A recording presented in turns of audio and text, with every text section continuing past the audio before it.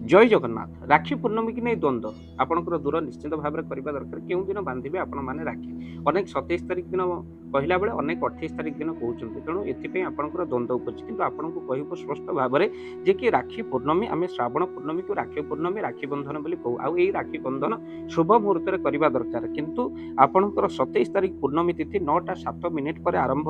हो आपंकर 9:48 28 तारिख पर्यंत पूर्णमी तिथि रोचे जहाँकि 28 तारिख शुक्रवार 9:48 पर्यंत पूर्णमी तिथि रोचे तेणु आम शुभ मुहूर्त में जेहेतु राखी बांधा आपंकर 27 तारिख 9:08 रु रात्रि 9:32 पर्यंत 27 तारिख भद्रा काल रही यही समय राखी बांधिले भाई को अमंगल होता है। सुपर्णका भाई रावण हाथ में बांधि हेतु राखी जे कि भाईर मृत्यु होता तेणु जेहेतु आम शुभ मुहूर्त राखी बंधन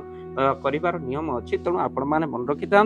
जे कि 28 तारिख दिन सकाल 5:57 रु 57 सूर्य उदय होती तेणु 9:48 28 तारिख पर्यंत पूर्णमी तिथि रोचे अथवा उदय तिथि को आम मानु तो से पूर्णमी सारा दिन आम मैंने 28 तारिख दिन राखी बांधि पार तेणु 28 तारिख दिन राखी बांधार संपूर्ण नियम रोचे से दिन श्रीक्षेत्र में गह्मापर्व बलभद्र जन्मनीति अनुष्ठित हो तेणु जेहेतु महाप्रभु पाखे राखी लगी हुई आम पूर्व केमी राखी बांधि तो से 28 तारिख हूँ